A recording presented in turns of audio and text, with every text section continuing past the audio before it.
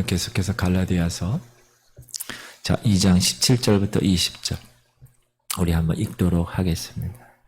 놀라운 것은 우리가 알고 있는 2장 20절 그 유명한 갈라디아서 2장 20절이 오늘 본문에 있다는 사실입니다. 읽어볼까요? 시작. 만일 우리가 그리스도 안에서 의롭게 되려 하다가 죄인으로 드러나면 그리스도께서 죄를 짓게 하는 자냐? 결코 그럴 수 없느니라. 만일 내가 헐었던 것을 다시 세우면 내가 나를 범법한 자로 만드는 것이라. 내가 율법으로 말미암아 율법에 대하여 죽었나니 이는 하나님에 대하여 살려 함이라. 내가 그리스도와 함께 십자가에 못 박혔나니 그런즉 이제는 내가 사는 것이 아니요 오직 내 안에 그리스도께서 사시는 것이라. 이제 내가 육체 가운데 사는 것은 나를 사랑하사 나를 위하여 자기 자신을 버리신 하나님의 아들을 믿는 믿음 안에서 사는 것이라. 내가 하나님의 은혜를 피하지 아니하노니 만일 의롭게 되는 것이 율법으로 말미암으면 그리스도께서 헛되이 죽으셨느니라. 아멘. 여러분, 갈라디아서를 읽다 보면 로마서를 읽는 거랑 비슷한 때가 많아요. 그래서 이 갈라디아서를 제2의 로마서라고 얘기해요. 상당히 교리적이고 논리적이고 바울의 어떤 교리를 증명하는 그러한 아주 놀라운 말씀이 갈라디아서입니다. 여러분, 우리는 은혜 받은 사람들입니다. 그런데 이 인간에게 은혜라는 것은 아주 낯설은 거예요. 우리의 본성으로 은혜를 베풀고 은혜를 받고 이런 경우가 없어요. 우리 본성, 인간은. 하나님의 구원이 은혜로 공짜로 주어졌다. 그러면 사람들은 받아들이기가 쉽지가 않아. 왜? 인간에게 은혜라는 것은 낯설기 때문에 그런 것입니다. 그러니까 사람들이 그 이면에 뭐가 있는 거 아니야? 이렇게 생각하는 거예요. 하나님이 우리를 구원하신 것이 무슨 꿍꿍이가 있는 거 아니야? 혹시 이거 사탕 발림이 아니야? 이렇게 생각하는 경우가 있어요. 불신자들 같은. 불신자들의 생각뿐만 아니라 정작 그리스도인이 된 이후에도 우리가 이런 질문을 가질 때가 있습니다. 그래서 오늘 갈라디아서잖아요. 갈라디아 교회 교인처럼 예수님을 영접했어요. 하나님의 자녀가 되었어요. 그럼에도 불구하고 갈등하는 거예요. 그럼에도 불구하고 고민하다가 그것이 정리되지 않고 해결되지 않으면 다시 시험에 빠지는 문제에 봉착하는 모습이 오늘 본문에 나와 있다는 거예요. 우리가 그런 경우 많이 봐요. 제가 상담하다 보면 그런 경우가 많아요. 여고생 때 열심히 신앙생활 정말 하나님 앞에서 멋지게 하다가 믿지 않는 남편을 만나가지고 교회도 못 나가고 그렇게 10년, 20년 애 키우며 그렇게 살다 보니까 신앙이 메마르고 아무런 신앙에 대한 어떤 것이 없는 그런 사람들이 많아요. 그래서 오늘 이런 문제들을 오늘 본문의 말씀을 통하여서 한번 다루어 보려고 합니다. 자, 첫 번째 생각할 주제가 뭐냐 하면 이런 거죠. 오직 예수만 믿으면 은혜로 구원을 주신다는 것. 너무 무책임한 말이 아닌가라는 주제입니다. 어떤 선행이나 어떤 행위가 아니라 그냥 예수 그리스도를 믿음으로써 의롭다함을 얻는 교리. 그건 좀 뭔가 위험하다. 이렇게 생각하는 사람들. 심지어 어떤 사람은 이런 거예요. 예수님을 영접한 순간에 나의 죄 문제가 해결됐다고 그래서 과거와 현재와 미래의 모든 죄가 용서되었다는 것. 그러니 미래의 모든 죄도 용서되었으니 이제는 마음껏 죄를 져도 괜찮다라고 하는 잘못된 무책임한 그리스도인들을 양산해낼 수도 있고 인간의 도덕적인 책임을 약화시킬 수도 있다라는 교리다. 뭐가요? 오직 믿음으로 구원받는다는 것이. 그렇게 부작용을 날 수 있다라는 것. 자, 오늘 17절, 18절을 보면 시작. 만일 우리가 그리스도 안에서 의롭게 되려 하다가 죄인으로 드러나면 그리스도께서 죄를 짓게 하는 자냐? 결코 그럴 수 없느니라. 만일 내가 헐었던 것을 다시 세우면 내가 나를 범법자로 만드는 것이라. 논리적으로는 이 말이 맞는 거예요. 자, 구원받은 이후에 우리가 죄를 지어야 안 지어요? 죄를 지지요. 왜? 연약하니까. 그러면 그럴 때 그 사람의 안에 예수 그리스도가 죄를 짓게 하는 게 아니냐. 이렇게 말을 한다는 거예요. 그 말이 맞는 말인가요? 아니지요. 이 말은 인격적인 하나님의 생명이 우리 안에서 이루어가는 일을 모르는 사람이 하는 거예요. 기계적으로만 하는 거예요. 정말 그렇게 사는 사람이 있어요. 문제를 일으키는 사람. 교회에서 보면, 제가 보면 그런 사람이 있어요. 그러나 바울이 하는 말이 뭐죠? 그럴 수 없느니라. 만약에 그렇다면 예수님이 우리 죄를 용서하신 것이 아니라 오히려 죄를 더 많이 짓게 하는 분이 되는 거야. 쉽게 말하면 의롭다 함을 받은 이후에 또 죄를 지으면 그것은 내 잘못이지 내 안에 있는 그리스도의 잘못이 아니라는 거, 쉽게 얘기하면. 물론 그렇다고 구원이 취소되거나 그런 거는 아니지만 구원의 반열에 들어섰으니까. 그러나 그 죄를 지은 것은 내 잘못이고 나 자신을 나무라야지 이것 때문에 예수가 죄를 짓게 하는 사람이다, 분이다 라고 말하는 것은 아니다 라는 것입니다. 물론 은혜의 복음은 우리가 그리스도인이 된 이후에도 용서를 하고 해결을 해 주십니다. 그런데 중요한 것은 내가 죄를 짓지 않는다고 여기면서 살아가는 것. 진정으로 구원받은 사람은 그 속에서 살아계신 하나님이 일하시기 때문에 나는 더 이상 죄를 짓지 않는 존재로 여기면서 살아가는 것. 사랑하는 성도님들, 구원받으셨습니까? 그러면 여러분 안에 살아계신 하나님이 일하고 계십니까? 그러면 죄를 지을 수 없는 거예요, 여러분은.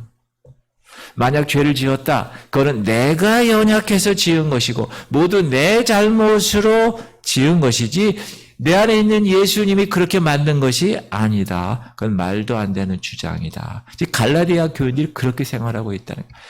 교회 내에서도 그런 사람이 있다는 거예요. 진짜로 하나님을 만나고 진짜로 거듭난 사람은 그렇게 말을 하지 않아요. 그렇게 행동하지 않아요. 보면 알아요. 저 사람이 진짜인지 가짜인지. 그 얘기를 하는 거예요, 지금. 바울이. 두 번째 주제 우리가 생각할 거는 그러면 죄에서 자유를 얻었어요. 죄로부터 자유했다고 해서 그리스도인들을 보면 그런데 어딘가에 묶여 있는 것 같아. 라고 하는 이야기. 이 이야기에 대해서 어떻게 생각하는가. 이 유대인들은요, 율법을 강력한 전통으로, 강력한 통제로 그들의 삶 가운데 여겨왔습니다. 어떻게 살아야 하는지, 율법에 꽉 차여진 뜰 안에서 나의 의사와는 상관없이 율법에 의한 신앙의 강요 속에서 하루하루 살아온 것입니다. 근데 사실 하나님이 율법을 주신 것은 율법을 통해서 하나님이 의도하신 게 아니에요. 지금 이스라엘 백성들의 그 행동은. 전혀 하나님의 방향과는 달리 율법이 흘러간 거예요. 율법은 죄가 인가 아닌가를 결정해주는 엑스레이라고 제가 얘기 드렸어요. 아, 살인하면 죄구나. 그전까지는 살인하면 죄가 되는지 안 되는지를 몰랐다는 거예요. 간음하면 죄구나. 그래서 살인도 하고 막 간음도 하는 거예요. 아무 생각 없이 사람들이. 죄라는 걸 모르니까. 그래서 하나님이 이러면 안 되겠다 그래서 그것은 죄야 라고 정확하게 율법으로 우리에게 제시해 준 거예요. 그런데 오히려 그 율법의 강요가 이 유대인들에게는 심리적인 안정과 위안을, 평안을 주었다. 그동안에. 그래서 자신은 무엇인가 열심히 지키고 있으니까 내가 율법의 저 항목을 지키고 있으니까 나는 하나님 안에 있다라는 심리적인 안정과 평안을 준 거예요. 하나님 그걸 원치 않으셨는데, 의도치 않게. 그런 사람들, 그런 유대인들이 생활에 있는데 갑자기 바울이라는 사람이 딱 나타나서 자유케 하는 복음을 선포하는 거예요. 이 복음은 그동안 율법의 억압, 매어있던 그 율법의 사슬을 끊고 말 그대로 자유케 하는 복음인 것입니다. 그러니까 사람들이 처음엔 좋았어요. 이야, 자유함을 만끽했어요. 그런데 조금 시간이 지나니까 도리어 불편해지기 시작하는 거예요. 나에게 주어진 자유가 불안감으로 다가오는 거예요. 내가 스스로 결정하고 스스로 결정한 상황대로 살아야 한다는 것이 어쩌면 그 책임을 가지고 살아야 한다는 것 같은 부담감을 갖게 되는 거예요. 그래서 누군가 강력한 요구를 해오면 그것을 오히려 율법을 통해서 나는 이거를 했으니까, 나는 금식을 했으니까, 나는 헌금을 했으니까 이러한 율법의 행위를 통하여 심리적인 안정을 찾으려고 했었다라는 거예요. 유대인 그리스도인들이, 특히 갈라디아 교회에 있는. 그래서 17절, 18절을 우리가 읽었는데 이런 관점에서 해석하는 거 이런 거죠. 만일 그리스도께서 우리에게 자유를 주셨고 스스로 판단할 수 있는 기회를 주셨는데 우리가 거기에 잘 적응하지 못해서 오히려 더 혼란해지고 또 신앙적으로 게을러져 죄인으로 판단된다면 과연 복음이 잘못된 것이고 그리스도께서 우리에게 죄를 짓게 하는 자냐? 이 얘기예요. 대답은 절대 그럴 수 없다. 더 쉽게 말씀을 드려볼게요. 우리가 살고 있는 나라는 대한민국입니다. 제가 어렸을 때는 박정희 대통령 시대였습니다. 오랫동안 정권을 잡았습니다. 그리고 그 이후에도 군사 정권이 이어졌습니다. 많은 탄압이 있었습니다. 그렇죠? 여러분 다 기억나실 거예요. 그러다가 80년대 초반부터 민주화가 일어났습니다. 그 결과 많은 자유가 주어졌습니다. 그런데 중요한 거는 사람들이 그 자유를 사용하는 것에 익숙하지가 않았습니다. 자유를 자유롭게 잘 사용하면 되는데 그걸 방종으로 사용하게 되었습니다. 그러다 보니까 더 혼란스러워진 거예요.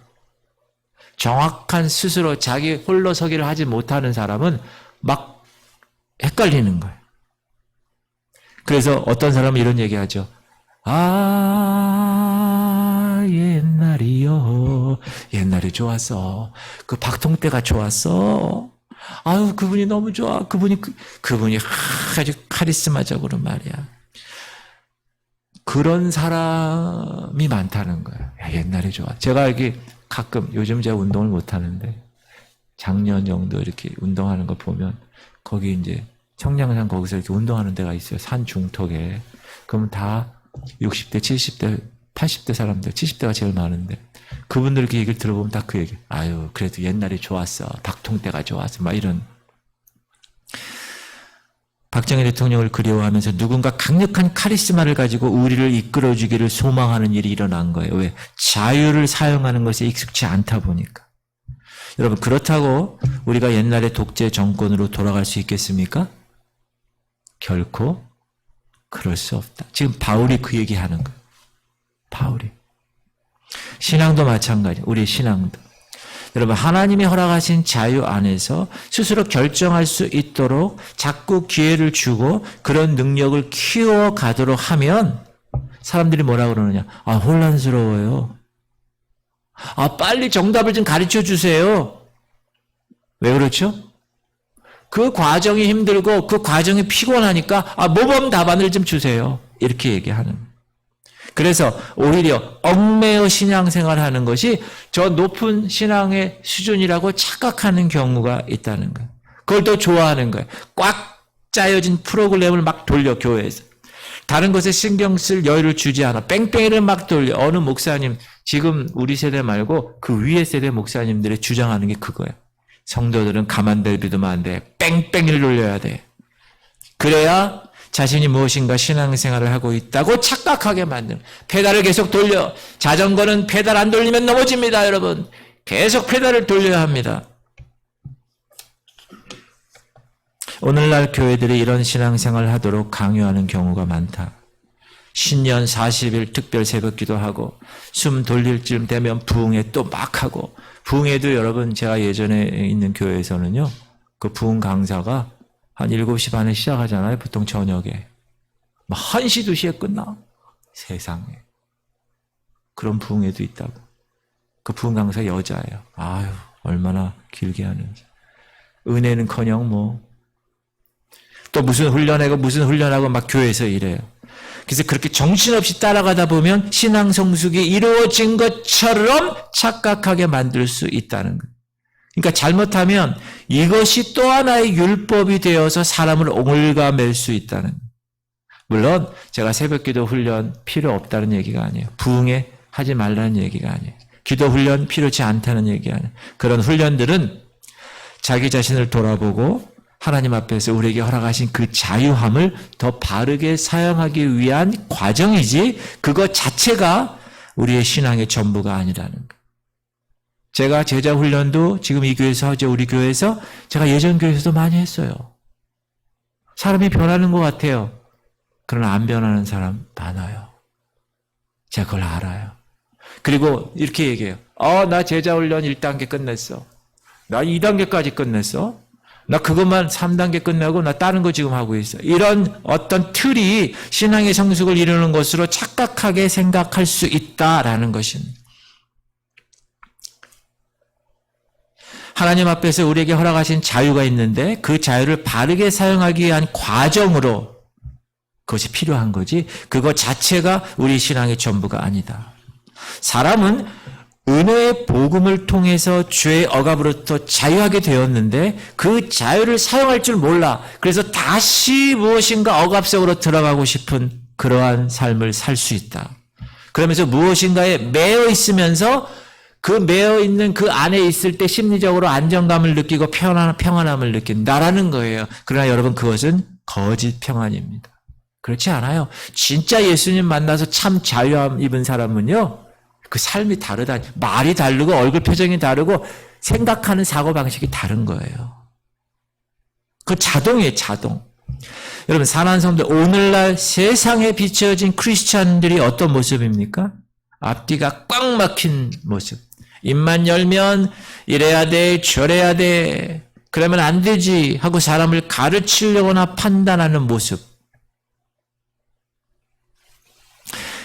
그리스도인들이 하나님의 감시하에서 지켜야 할 많은 것들 앞에서 버거워하면서 하나님의 눈치나 보면서 은근히 그냥 살아가는 모습 그렇게 비춰지는 거 세상 사람들에게. 그건 잘못된 거라는 거. 죄에서 자유를 얻는 것, 억압과 속박에서 해방시킨 복음이라 그러면 다시 무언가에 매여서 살 필요가 없다. 어떻게 복음이 그렇게 될 수 있느냐라고 지금 갈라디아서를 통하여 사도 바울이 선포하는 거예요. 그게 아니야. 참 자유를 얻은 사람은 진짜 자유를 얻은 사람은 어디에 얽매일 수가 없는 거예요. 할렐루야. 여러분 참 자유를 누리시기 바랍니다. 세 번째 우리가 생각할 것은 뭐냐 하면 자 복음이 사람을 변화시킨다고 분명히 하는데 제가 보니까요, 신앙생활을 해도 오래 했어요. 사람이 변하지 않던데요. 이 주제에 관한 이야기예요. 사랑하는 성도님, 우리의 삶의 진정한 변화가 어떻게 일어나는가를 생각해 봐야 합니다. 이건 아주 단순해요. 두 가지입니다. 하나는 여러분 변화되는 거예요. 지금 여러분이 변화되고 제가 변화되는 그런 어떻게 how to 방법을 얘기하는데 하나는 외부로부터 오고 하나는 내부로부터 온다는 두 가지 방법이 있어요. 자, 첫 번째 외부로부터의 변화. 우리의 잘못된 행동을 고치는 것을 통해서 변화가 일어난다고 보는 것. 우리 삶에 잘못된 행동이 있잖아요. 그런 것을 교정하면 변화된다. 나무가 있는데 가지가 말라가고 있어요. 잎사귀가 이상한 색으로 변해갑니다. 그러면 어떻게 하는 것이 변화된 거냐? 그 잘못된 가지를 쳐내고 드러낸 문제를 잘라내면 해결된다. 라고 생각하는 변화. 그런데 여러분, 이렇게 한다고 변화가 진짜로 일어날까요? 그렇지 않습니다. 근본적인 변화는, 따라합시다. 근본적인 변화는 내부로부터 온다. 나무에 문제가 있잖아요. 그럼 대개 뿌리에 문제가 있는 거예요. 가지를 잘라봐야 소용없습니다. 뿌리가 고쳐져야 돼요. 이것이 성경의 주장입니다. 인간이 죄를 짓습니다. 그 죄를 안 지으려고 열심히 노력한다고 해서 죄로부터 자유를 얻을 수 있을까요? 그렇게 되지 않는다네. 인간이 죄를 지어서 죄인이 아니라 우리 속에 죄의 본성이 있어서 죄를 짓게 되는 것이라는 거예요. 그래서 내 속에 있는 죄의 본성을 이해하고 이를 위해서 예수님이 죽으셨다는 것을 이해하면 그것을 받아들이는 순간 내 삶 가운데 진정한 변화가 삶에서 시작되는 것이라는 거예요. 변화는 여러분 삶 내부에서부터 시작된다는 사실이에요. 여러분, 유대인들은 먹는 걸 조심합니다. 율법에 보면 먹을 수 있는 음식이 있고 먹을 수 없는 부정한 음식이 있어요. 부정한 음식을 먹으면 어떻게 생각돼요? 내 몸도 내 자신도 부정해진다고 생각해요. 그래서 음식 먹기 전에 항상 정결 예식을 해요. 손을 씻어요. 우리는 위생상의 문제 때문에 손을 씻지만 그 사람들은 내 손에 부정한 물질이 묻어 있었는데 음식을 먹다가 그 부정한 물질이 같이 따라 들어갈까봐 음식을 먹기 전에 손을 씻는 거예요.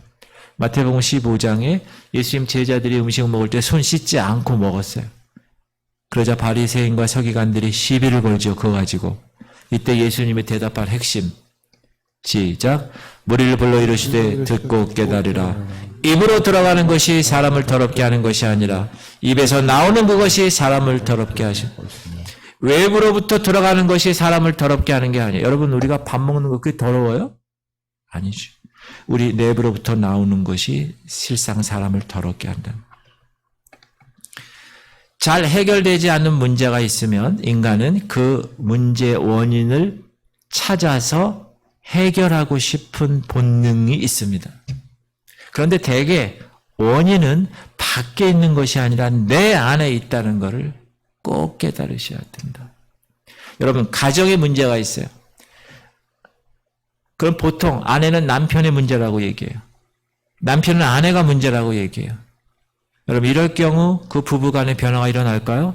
절대 일어나지 않습니다.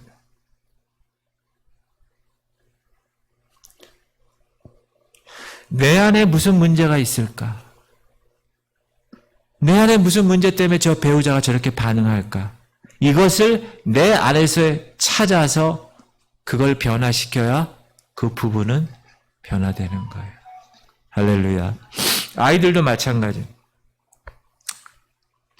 아이들 여러분 길러보셨잖아요. 타고나는 건 있어요. 그렇죠? DNA가 있다고요.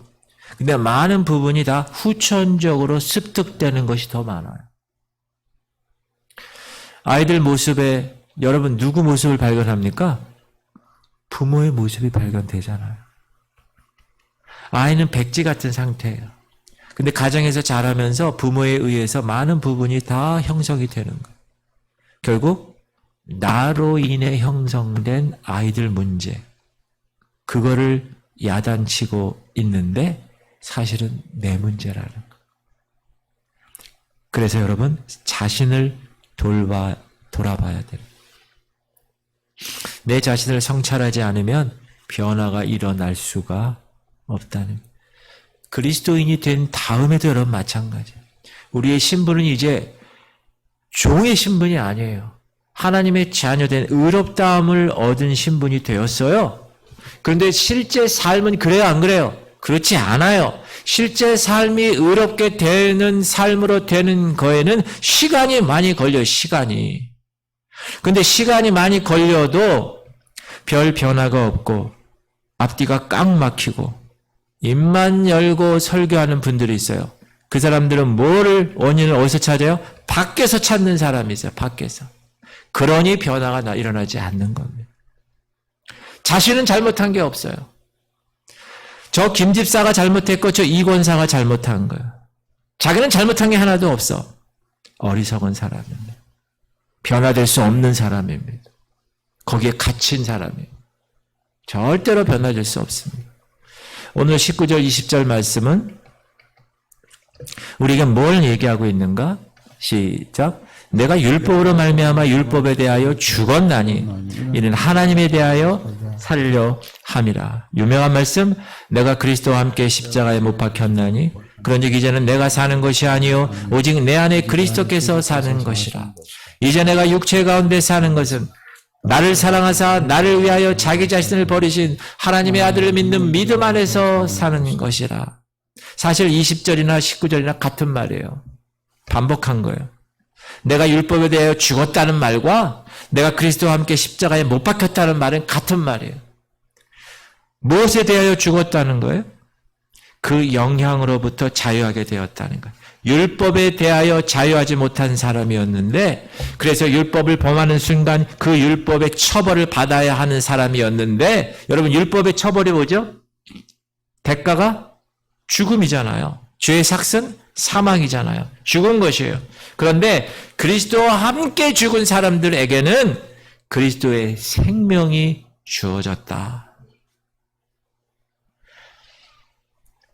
우리는 죄에 대하여 죽었지만, 죄를 지어서 그 삭스로 인하여 죽었지만 다시 생명을 주셨다.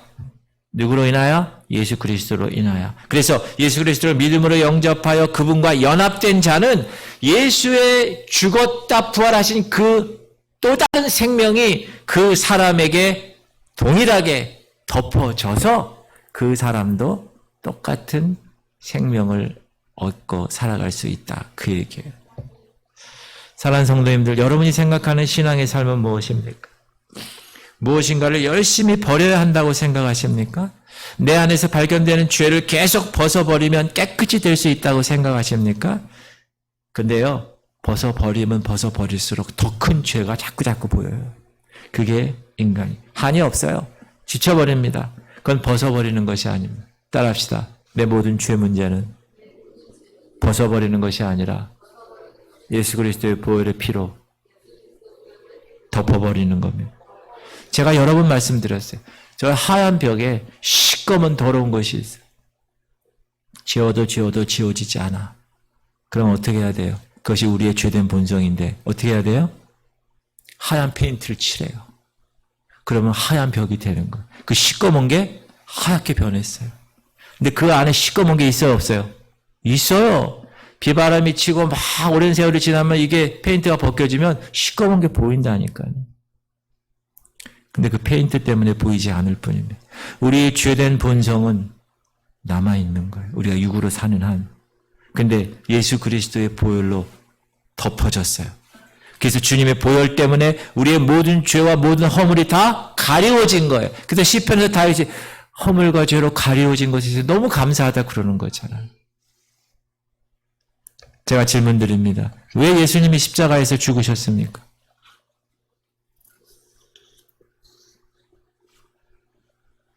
따라합시다. 그 이유는 예수님이 내 안에서 영원히 살아계시기 위해서 죽으신 것입니다. 너무 멋진 말 아니에요? 예수님이 내 안에서 영원히 살아계시기 위해서 죽으신 거예요. 사랑하는 성도님들 구원 받으셨습니까? 그럼 여러분 안에 그리스도께서 살고 계십니까? 이제 우리의 삶은 나를 위하여 자기를 버리신 하나님의 아들을 믿는 믿음 안에서 사는 것이라고 얘기했습니다. 내 안에 계시다고 믿고 살라는 거예요. 따라합시다. 예수님이 내 안에 계시다고 믿고 살아가십시오. 보이지 않아요. 잘 느껴지지 않아요. 예수님이 있는 게. 그럼에도 불구하고 항상 예수 그리스도가 내 안에 계시다고 믿고 여기고 살아가는 거예요. 항상 내게 주어진 자유를 어떻게 사용하는 것이 예수님과 함께 사는 사람으로 합당한 것을 매일 묻고 생각하고 사는 거예요. 그래, 예수님이라면 이거 어떻게 했을까? 그렇게 살아가는 거예요. 매일매일 점검. 그렇게 여기는 거예요. 여기는 거. 내 안에 예수님이 계시다고 믿고 여기고 살아가는 거예요. 어떤 부분은 나도 모르게 그분이 나를 이끌고 가는 부분도 있어요. 내 속에서 내가 작동하는 게 아니라 그분이 작동하게 하는 삶이 있다는 거예요. 그렇게 살라라는 거예요. 할렐루야. 그게 내 안에 그리스도께서 사시는 삶이에요. 여러분이 결정하고 여러분이 다 여러분 나름대로 여러분 배운 그런 기존의 어떤 그거대로 판단하고 비판하고 정죄하는 것이 아니라 내 안에 예수께서 사셔서 나는 그 예수님으로 인하여 살아간다 라고 살아가는 거예요. 그분이 내 삶을 작동시키고 그분이 내 모든 사고 체계와 모든 행동을 다 점검하게 하시는 분이라는 걸 여러분이 깨닫고 살아가는 거예요. 그게 예수 안에서 자유케 되는 사람이 사는 거예요. 그 사람은 어딜 가든지 자유합니다. 가난한 사람하고도 부유한 사람하고도 못 배운 사람에게도 많이 배운 사람에게도 가진 사람 못 가진 사람 그런 거 신경 쓰 그거는 중요하지 않아요. 내 안에 예수께서 사는 것이 중요합니다. 사람들은 우리 인간들은 은혜의 자유를 잘 이해하지 못합니다. 복음의 성격을 잘 이해하지 못합니다. 사람들이 생각하는 건 두 가지밖에 없어요. 절대적인 억압하는 거예요. 아니면 무조건 풀어놓는 거예요. 방임하는 거예요. 하나는 아무것도 하지 못하는 것이고 하나는 자기 멋대로 하는 거예요. 자, 율법에서 그 율법의 억압에서 자유하게 했다고 해서 사람들이 그 자유를 소중하게 여기고 지켜야 되는데 어떻게 합니까? 방종하는 거예요. 우리가 민주화 이후에 그런 삶을 경험했잖아요. 억압에서 자유하게 했는데 사람들이 자유를 이해하지 못하니까 자유를 반납하고 싶어 하는 거예요. 다시 억압 가운데 지르는 것이 좋다는 거예요. 변화되고 싶다고 열심히 가지치기를 해봤는데 외부 것을 다 잘라봤는데 헛거라는 거예요. 왜? 내 안에 변함이 없기 때문에. 사랑하는 성도님들, 그러나 그리스도와 함께 있으면 되는 거예요. 그리스도와 함께 죽었기에 더 이상 율법으로 돌아가서는 안 되는 거예요. 이제 그리스도와 함께 믿음 안에서 자유하는 법을 우리가 이 신앙생활을 통해서 배워나가는 거예요. 하나하나씩 말씀을 통하여서. 시행착오 물론 있어요. 그러나 따라합시다. 그리스도께 붙어 있으면 그 과정을 통해 참 자유하는 법을 배워갈 것입니다. 아멘. 열매 맺지 못하는 가지가 있어요. 그런데 좋은 열매, 큰 열매 나무에 어떻게 해요? 접붙여요. 그러면 이 열매 맺지 못하는 나무에서 좋은 열매가 맺히는 것입니다. 가지가 달라졌나요? 아니요. 내가 누군가에 붙어 있느냐가 좌우한 것입니다. 여러분 그리스도에게 붙어 있습니까? 제가 한번 얘기한 것 같은데 베트남에서 3일간 호텔에 묵었는데 아침에 조찬이 있어요. 호텔에 묵는 사람들은 나와서 먹는 거예요. 거기 보면 제가 좋아하는 베트남 쌀국수도 있고 계란도 있고 빵도 있고 바다도 있고 우유도 있고 시리얼도 있고 뭐 과일도 있고 많아. 이야. 그렇게 잔치를 베풀었는데 중요한 건 호텔에서 내려와서 식당에 오지 않은 사람이 그 사람은 그 조찬을 먹을 수 있어요? 없어요? 먹을 수 없어요. 조찬이 어떤 건지도 알 수 없어요. 저는 여러분에게 복음의 진리에 대해서 열심히 맛있게 음식을 차려서 강단에서 여러분에게 제공합니다. 근데 교회에 나오질 않아. 예배 시간에 오질 않아. 그럼 예배 시간에 오지 않는 사람은 뭡니까? 그 영적 음식을 먹을 수가 없는 거예요. 잘할 수가 없어요. 배고파요. 우리가 구원받은 것은 순간입니다. 일회적 사건입니다. 예수님을 영접한 순간 우리의 신분은 하나님의 자녀가 되었습니다. 믿습니까? 그러나 실제 하나님 자녀답게 살아가는 삶, 진리가 우리를 자유케 했는데 그 자유를 바르게 누리는 삶은 뭐예요? 과정이라는 과정. 이 과정은 어떻게 배워가는 과정이에요? 예수님과 함께 살면서 배워가는 과정입니다. 그러므로 여러분이 성경 말씀대로 살지 않으면 어떻게 예수 그리스도처럼 살겠어요? 말씀을 듣지 않고 예수 그리스도의 방법을 알지 못하는데 어떻게 살아갈 수 있겠어요? 물론 그 과정 중에 우리가 이쪽으로도 튀고 저쪽으로도 튀고 trials, errors, 시행착오를 겪을 수 있어요. 좌충우돌할 수 있어요. 그러나 그럴 때마다 이게 잘못된 거구나. 잘못된 거구나. 그걸 깨닫는 거예요. 왜? 내 속에 계신 예수 그리스도께서 깨우치는 거예요. 야, 그러면 그렇게 되는 거야. 알았지? 알겠습니다. 이렇게 시행착오를 하면서 살아가는 그리스도와 함께 이 성화의 과정, 이 과정 길잖아요. 힘들잖아요. 하기가 내 육신을 가지고. 왜? 이거와 반대되는 거기 때문에 영적인 거예요. 그럼에도 불구하고 내 속에 계신 예수 그리스도 그분을 존중하면서 그분이 원하시는 대로 그 믿음으로 한 걸음 한 걸음 그 과정을 밟아 나가는 삶, 그것이 성화의 삶입니다. 여러분은 그렇게 살고 계시는 줄 믿습니다. 하루 24시간 중에서 내가 하나님과 얼마만큼 노출되어 있는가, 말씀에 노출되어 있고 기도에 노출되어 있고 성령 충만을 위해서 항상 준비되어 있는가를 점검하는 작업, 그것이 내 안에 그리스도가 없으면 작업할 수가 없어요. 점검할 수가 없어요. 그리스도와 함께 살아나가는, 배워가는 그런 과정 속에서 하나님은 우리에게 하나님의 자녀답게 살아가는 모습으로 흐뭇해 하실 줄 믿습니다. 그래서 우리가 계속 그렇게 열심히 하는 거예요. 아, 목사님 왜 이렇게 자꾸 뭐 이렇게 나와서 뭐 하라고 그러고 예배 드리라고 그러고 말씀 읽으라고, 왜 그럴까요? 그렇게 해야 영적으로 제대로 사는 거기 때문에. 여러분, 그리스도가 여러분 안에, 예수 그리스도가 여러분 안에 있다고 확신하십니까? 그렇게 여기면서 사시는 거예요. 그게 자유케 되는 하나님 백성의 삶이에요. 어디에 얽매이지 마십시오. 그건 참 자유가 아닙니다. 할렐루야. 기도합시다.